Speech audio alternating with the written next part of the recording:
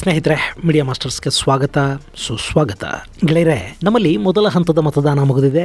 ಎರಡನೇ ಹಂತದ ಮತದಾನ ಮಧ್ಯ ಕರ್ನಾಟಕ ಹಾಗೂ ಉತ್ತರ ಕರ್ನಾಟಕದಲ್ಲಿ ನಡೀಬೇಕಿದೆ. ಮೊದಲೇ ಅಲ್ಲಿ ವಿಪರೀತ ಬಿಸಿಲು, ಆದ್ರೆ ಚುನಾವಣೆ ನೋಡಿ ಈಗ ಒಂದಷ್ಟು ದಿನ ಕಷ್ಟಪಟ್ಟು ಬಿಟ್ರೆ ಇನ್ನು 5 ವರ್ಷ ಕೂತ್ಕೊಂಡು ಉಂಡು ಬಿಡಬಹುದು. ಹೀಗಾಗಿ ನಮ್ಮ ರಾಜಕಾರಣಿಗಳು ಗೆಲ್ಲೋದಿಕ್ಕೆ ಬಿರು ಬಿಸಿಲಲ್ಲಿ ಬೆವರು ಸುರಿಸ್ತಾ ಇದ್ದಾರೆ. ಮೇ 7ರಂದು ನಡೆಯಲಿರುವ 14 ಕ್ಷೇತ್ರಗಳ ಚುನಾವಣಾ ಪ್ರಚಾರಕ್ಕೆ ರಾಷ್ಟ್ರೀಯ ನಾಯಕರ ದಂಡೆ ಹರಿದು ಬರ್ತಾ ಇದೆ. ಆದ್ರೆ ರಾಜಕಾರಣಿಗಳಿಗೆ ಎಲೆಕ್ಷನ್ ಚಿಂತೆ ಆದ್ರೆ ಮತದಾರನಿಗೆ ಮಳೆ ಬರಲಿಲ್ಲ ಅನ್ನೋ ಚಿಂತೆ. ಒಂದೇ ಒಂದು ಮಳೆ ಆಗಲಿ ಅಂತ ಜನ ಬೇಡ್ಕೊಳ್ತಾ ಇದ್ದಾರೆ.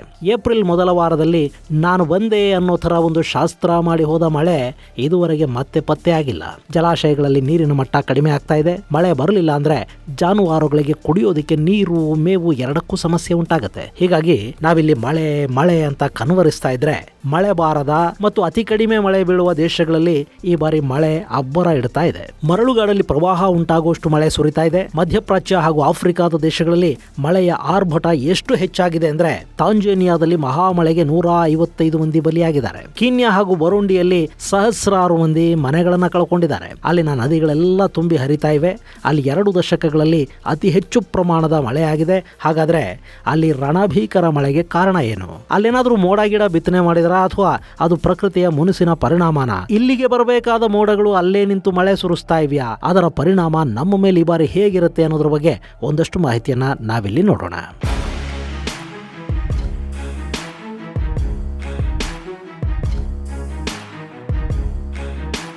ಗೆಳೆಯರೆ, ಮಳೆಗಾಗಿ ರಾಜ್ಯದ ರೈತರು ಕಾದು ಕೂತಿದ್ದಾರೆ. ಸತತ ಮಳೆಯ ಕೊರತೆಯಿಂದ ಕೆರೆ ಕಟ್ಟೆಗಳು ಬರಿದಾಗ್ತಾ ಇವೆ. ಬೋರ್ವೆಲ್ಗಳಂತೂ ಒಂದರ ಹಿಂದೊಂದರಂತೆ ಒಣಗಿ ಹೋಗ್ತಾ ಇವೆ. 1,000 ಅಡಿಗಳಷ್ಟು ಕೆಳಗಿಳಿದರೂ ಕೂಡ ನೀರು ಸಿಗ್ತಾ ಇಲ್ಲ. ಪ್ರಾಣಿ ಪಕ್ಷಿಗಳು ನೀರಿಗಾಗಿ ತಡಕಾಡ್ತಾ ಇವೆ. ಒಂದಷ್ಟು ಸಹೃದಯಿಗಳು ನೀರಿನ ಕಟ್ಟೆಗಳಿಗೆ ತಮ್ಮ ಬೋರ್ವೆಲ್ಗಳ ನೀರನ್ನು ಬಿಡ್ತಾ ಇದ್ದಾರೆ. ಹೀಗೆ ರಾಜ್ಯದ ಜನ ಮಳೆ ಬರಲಿ ಅಂತ ಬಯಸ್ತಾ ಇದ್ರೆ ಮಳೆ ಮಾತ್ರ ಮರಳುಗಾಡಿನ ಕಡೆ ಮುಖ ಮಾಡಿದೆ.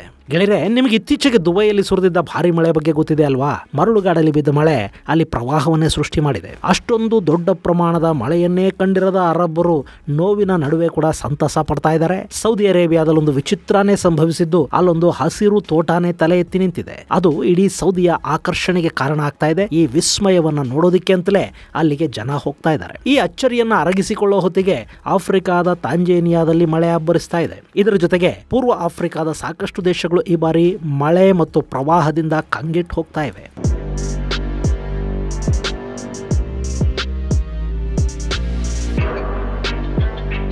ಪೂರ್ವ ಮತ್ತು ಮಧ್ಯ ಆಫ್ರಿಕಾದ ನಡುವೆ ಬೀಳ್ತಿರೋ ಈ ಮಳೆ ತಾಂಜೇನಿಯಾ, ಬುರುಂಡಿ, ಕೀನ್ಯಾಗಳಲ್ಲಿ ಅಬ್ಬರಿಸ್ತಾ ಇದೆ. ತಾಂಜೇನಿಯಾ ಒಂದರಲ್ಲೇ 155 ಮಂದಿ ಸಾವನ್ನಪ್ಪಿದ್ದಾರೆ. 236ಕ್ಕೂ ಹೆಚ್ಚು ಮಂದಿ ಕಾಣೆಯಾಗಿದ್ದಾರೆ. ಈಗಾಗಲೇ 2 ಲಕ್ಷ ಜನ ಹಾಗೂ 51,000 ಮನೆಗಳು ಈ ಮಹಾಮಳೆಯಿಂದ ಸಮಸ್ಯೆಗೆ ಗುರಿಯಾಗಿವೆ. ಇನ್ನು ಬುರುಂಡಿಯಲ್ಲಿ ಕೂಡ ಪರಿಸ್ಥಿತಿ ಭಯಾನಕವಾಗಿದೆ.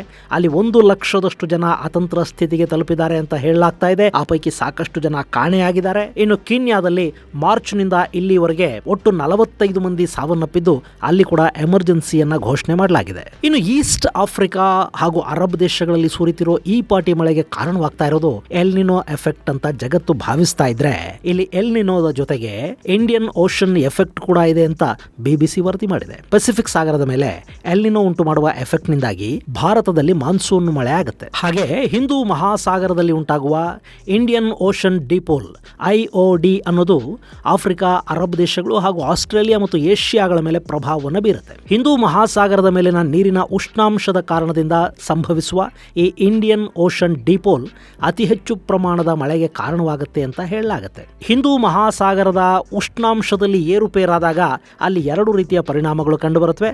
ಒಂದನ್ನ ಪಾಸಿಟಿವ್ ಹಾಗೂ ಮತ್ತೊಂದನ್ನ ನೆಗೆಟಿವ್ ಅಂತ ಹೇಳ್ತಾರೆ. ಪಾಸಿಟಿವ್ ಎಫೆಕ್ಟ್ ಉಂಟಾದ ಸಂದರ್ಭದಲ್ಲಿ ಸಾಗರದ ಮೇಲಿನ ಉಷ್ಣಾಂಶ ಹೆಚ್ಚಾಗಿರುತ್ತೆ.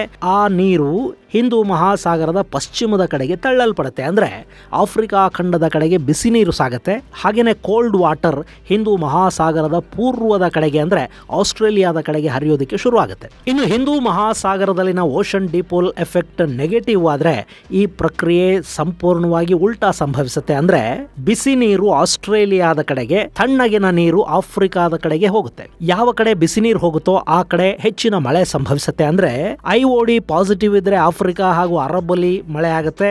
IOD ನೆಗೆಟಿವ್ ಆದರೆ ಆಸ್ಟ್ರೇಲಿಯಾದಲ್ಲಿ ಅತಿ ಹೆಚ್ಚು ಪ್ರಮಾಣದ ಮಳೆ ಸುರಿಯುತ್ತೆ. ಇನ್ನು ಇದರ ಜೊತೆಗೆ ಎಲ್ನಿನೋ ಕೂಡ ಸೇರಿಬಿಡ್ತು ಅಂದ್ರೆ ಅಲ್ಲಿಗೆ ಖೇಲ್ ಖತಮ್. ಈ ಬಾರಿ ಅರಬ್ ಹಾಗೂ ಆಫ್ರಿಕಾದ ಹಣೆ ಬರಹ ಹೇಗಿದೆ ಅಂದ್ರೆ ಎಲ್ನಿನೋ ಹಾಗೂ IODಗಳು ಒಟ್ಟೊಟ್ಟಿಗೆ ಬಂದಿವೆ. ಈ ಕಾರಣದಿಂದಾಗಿ ಅಲ್ಲಿ ಭಾರಿ ಪ್ರಮಾಣದಲ್ಲಿ ಮಳೆ ಸುರಿತಾ ಇದೆ.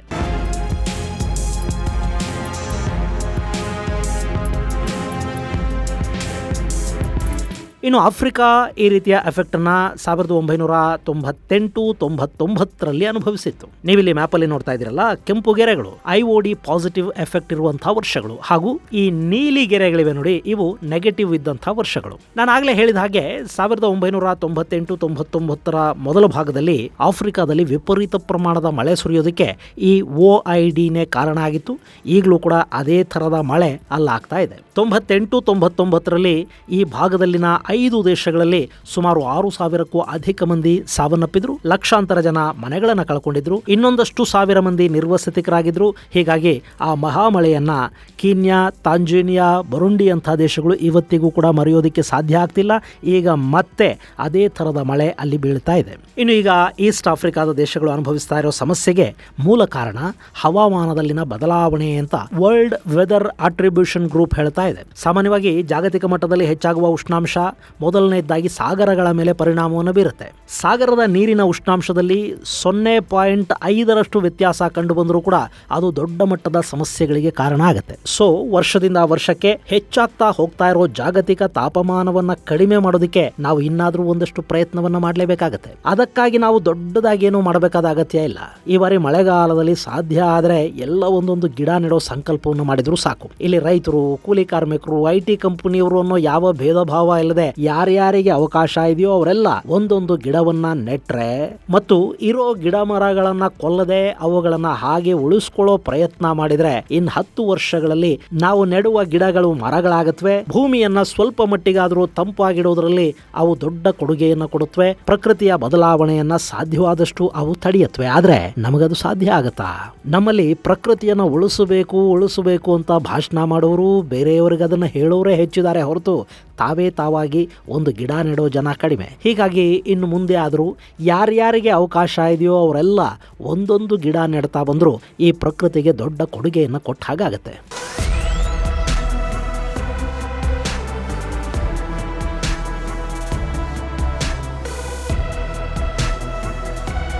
ಇನ್ನು ಈಗ ಆಫ್ರಿಕಾದಲ್ಲಿ ಸಂಭವಿಸ್ತಿರೋ ಮಳೆಯ ಪ್ರಮಾಣ ಸಾಮಾನ್ಯ ಮಳೆಯ ಪ್ರಮಾಣಕ್ಕಿಂತ 40% ಹೆಚ್ಚಾಗಿದ್ದು, ಆಫ್ರಿಕಾದ ದೇಶಗಳು ಈ ಮಳೆಯಿಂದ ಭಾರಿ ಸಮಸ್ಯೆಗೆ ಗುರಿಯಾಗ್ತಾ ಇವೆ ಅಂತ ಹೇಳಲಾಗ್ತಾ ಇದೆ.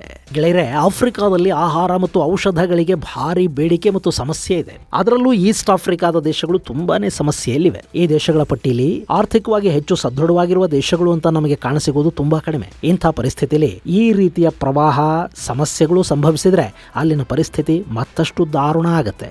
ಇನ್ನು ತಾಂಜೇನಿಯಾದಲ್ಲಿ ಈ ಬಾರಿಯ ಮಳೆ ಮತ್ತು ಪ್ರವಾಹದಿಂದ 30% ಆಹಾರ ಉತ್ಪಾದನೆ ಕಡಿಮೆ ಆಗುತ್ತೆ ಅಂತ ಹೇಳ್ತಾ ಇದ್ದಾರೆ. ಹೀಗಾಗಿ ಆಫ್ರಿಕಾದ ದೇಶಗಳ ಸಹಾಯಕ್ಕೆ ವಿಶ್ವ ಸಮುದಾಯ ನಿಲ್ಲಬೇಕು ಅಂತ ರೆಡ್ ಕ್ರಾಸ್ನಂತ ಸಂಸ್ಥೆಗಳು ಮನವಿ ಮಾಡ್ಕೊಳ್ತಾ ಇವೆ. ಏನೇ ಹೇಳಿ, ಹವಾಮಾನ ಬದಲಾವಣೆ, ಎಲ್ನಿನೋ, ಲ್ಯಾನಿನಾ ಎಫೆಕ್ಟ್ಗಳು ಜಗತ್ತಿನ ಮಳೆಯ ಸೈಕಲ್ ಅನ್ನ ಬದಲಿಸ್ತಾ ಇವ್ಯಾ ಅನ್ನೋ ಅನುಮಾನ ಮೂಡದೇ ಇರುವುದಿಲ್ಲ. ಆದ್ರೆ ಇಲ್ಲಿ ಆಫ್ರಿಕಾ ಖಂಡದಲ್ಲಿ ಸುರಿತಿರೋ ಮಳೆ ಭಾರತದಲ್ಲಿ ಒಂದು ಆಶಾ ಭಾವನೆಯನ್ನ ಕೂಡ ಉಂಟು ಮಾಡ್ತಾ ಇದೆ. ಸಾಮಾನ್ಯವಾಗಿ ಇಂಡಿಯನ್ ಓಷನ್ ಡಿಪೋಲ್ ಅನ್ನೋದು ಭಾರತದ ಮಾನ್ಸೂನ್ ನ ಮೇಲೆ ಪ್ರಭಾವವನ್ನು ಬೀರುತ್ತೆ. ಯಾವಾಗೆಲ್ಲ ಈ IOD ಸ್ಟ್ರಾಂಗ್ ಆಗಿದೆಯೋ ಆ ಸಂದರ್ಭಗಳಲ್ಲಿ ಭಾರತದಲ್ಲಿ ಹೆಚ್ಚು ಪ್ರಮಾಣದ ಮಳೆ ಕೂಡ ಆಗಿದೆ. ನೀವು ಮತ್ತೊಮ್ಮೆ ಈ ಮ್ಯಾಪ್ ಅನ್ನು ಗಮನಿಸಿ ನೋಡೋದಾದ್ರೆ 1998 ಹಾಗೂ 2004ರ ನಡುವೆ ಇಂಡಿಯನ್ ಓಷನ್ ನ ಎಫೆಕ್ಟ್ ಕಡಿಮೆ ಇತ್ತು.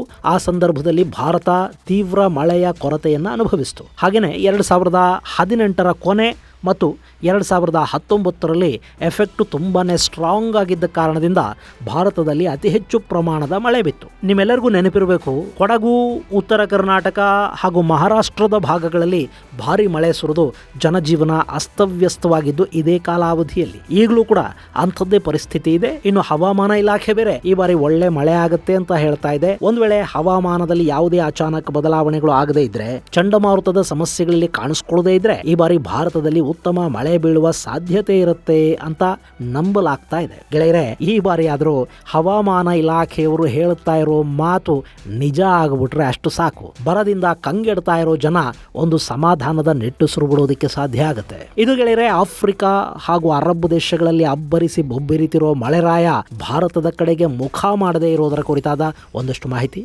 ಮುಂದಿನ ಸಂಚಿಕೆಯಲ್ಲಿ ಮತ್ತಷ್ಟು ವಿಶೇಷಗಳ ಜೊತೆ ಮತ್ತೆ ಭೇಟಿಯಾಗೋಣ. ಅಲ್ಲಿವರೆಗೆ ಜೈ ಹಿಂದ್, ಜೈ ಕರ್ನಾಟಕ.